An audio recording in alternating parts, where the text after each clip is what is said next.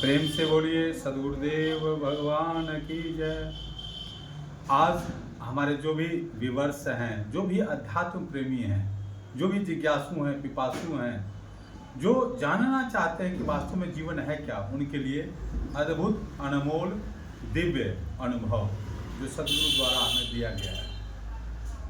सदगुरुदेव कहते हैं कि दुख में यह संसार है, सुख खोजत अज्ञान, सुख सागर तेरे पास है, सदगुरु शरण पिछान।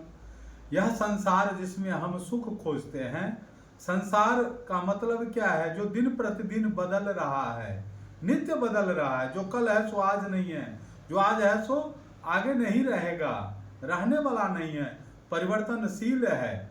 और इसमें सुख को ढूंढना वह क्या है? यही दुख का कारण है। और तो सुख क्या है, आनंद क्या है? वो आनंद हम सब के भीतर ही है, लेकिन उसका अनुभव नहीं हो पा रहा है। कभी वो हमसे विलग नहीं है। आत्मा के साथ ही अंतरात्मा में पूर्ण रूप से परमात्मा ही विराजमान है, सूक्ष्मतम रूप से, लेकिन उसका अनुभव नहीं है हमें आपको। इसलिए इसका भेदिक गुरु सदगुरु चाहिए। हर विषय का एक मास्टर होता है, गाइड होता है, पथ प्रदर्शक होता है। जिस भी क्षेत्र में जो भौतिक विद्याएं हमने आज तक सीखा है, शुरू से घर परिवार से लेके माँ गुरु है, पिता गुरु है, जो जिस विषय के टीचर है वो हमारे गुरु हैं। तो हम गुरु के तरफ से ऐसे ही आध्यात्मिक गुरु जो हमें हमारे जीवन के उद्देश्य को बताएं। हम हैं कौन, हम आए कहाँ से हैं, जाना कहाँ है और कर क्या रहे हैं। स्वामी जी कहते हैं कि मित्र प्यारे सोच देखो, विश्व में क्या नित्य है, चित्र जो भी चित्र भासे वह सभी अनित्य है। जो आज देखो कल नहीं, जो कल रहा सो अब नहीं, प्रकृति का सब खेल है, पल पल बदलता सब सही।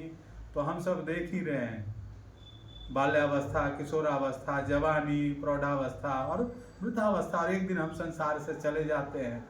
तो संसार से ही आसक्ति रखने वाले, उनका जो अंत समय आता है, अंतमति सो गति, जो बार बार भोगों की लिप्सा है, जो भोग की तरफ आसक्ति है, जिसको हमने अर्जन किया है, जमा किया है, और जब छूटता है तो उसका जब वियोग होता है, असहनीय दुख पीड़ा होती है। हमारा सारा ध्यान उसी पर रहता है। क्या रे, हमने झूठ बोल करके, किसी को चीट करके, किसी का जबरदस्ती हड़प करके हमने अपना साम्राज्य बनाया, आज वो खाली हाथ जा रहा है। तो इसलिए अभी ही हम चेत जाएं। धन का अर्जन और ज्ञान का अर्जन जवानी में ही कर लें। बचपन में ध्रुव प्रहलाद की कहानी सुने हैं, महात्मा बुद्ध की कहानी सुने हैं।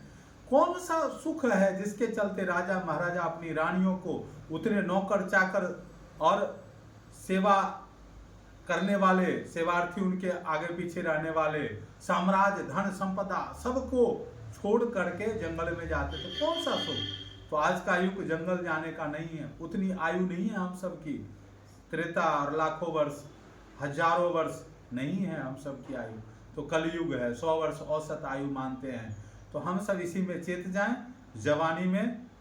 और नहीं तो जो जिस काल में है, जिस कालखंड में है, जब जागो तभी सवेरा, हम सब जानते हैं। इसका भेदिक रहस्य यही है कि जिस क्षण परमात्मा की तरफ आप उन्मुख होंगे, उनकी तरफ उत्कट श्रद्धा होगी, जिज्ञासा बनेगी, तो वह तो करोड़ों कदम चलना है ना, तो 99,99,999 कदम खुद चल लेंगे। आप एक कदम तो बढ़ाएं। इसलिए परमात्मा पर पूर्ण आस्था, और परमात्मा को हमने देखा नहीं तो सदगुरु साक्षात उसी परमात्मा के ही स्वरूप रहते हैं। कहते हैं कि सदगुरु ब्रह्म स्वरूप हैं, नर स्वरूप के माही, पारस दे जग जीव को कंचन रूप बनाए।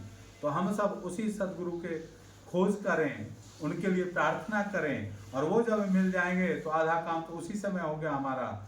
पूर्ण कृपा जब उनकी शरणागति, उनकी सेवा, सत्संग और साधना में हमारी रुचि धीरे धीरे जैसे बढ़ती जाएगी, वैसे ही वह निर्मल जो हमारी भावना होगी, अंतःकरण होगा, चित्त की जो वृत्तियां जो हमें बाहर की तरफ भगाती है, वो सब शांत होंगे, और अपने आप स्वतः आत्मा की जो पावर है, जो 16 सूर्य का खुद का प्रकाश है, वो क्यों भूखे नंगे और भिखमंगे की तरह रहेगा।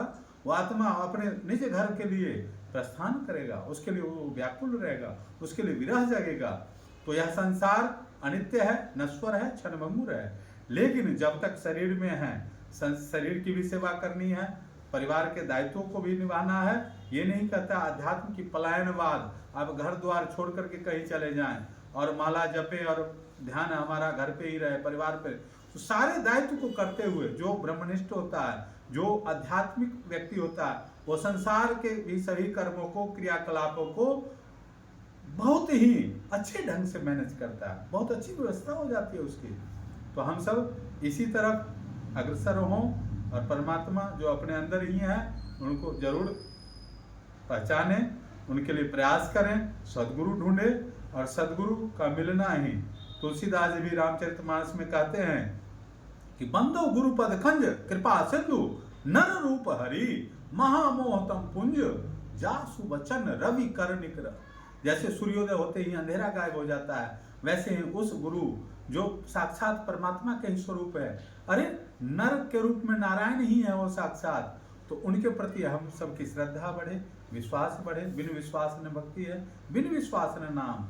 विश्वास के बिना, श्रद्धा के बिना कोई भी काम नहीं हो सकता। तो हम सब श्रद्धावान क्या होते हैं, ज्ञान को प्राप्त कर लेते हैं। और ज्ञान का मतलब जिसका अहंकार शून्य हो गया, जिसको पता चल गया जड़ क्या है, चेतन क्या है। तो इसी तरफ हम ऐसे ही आगे वीडियो बनाते रहेंगे और जो भी अनुभव आता है सब सदगुरु का दिया हुआ है। तो हम सब एक दूसरे से अपने विचारों को बताते हैं। और हमारा जो चैनल है नो अबाउट अननोन, आप इसको जरूर सब्सक्राइब कर लें ताकि कोई भी वीडियो डलेगी तो आपको पता चल जाएगा।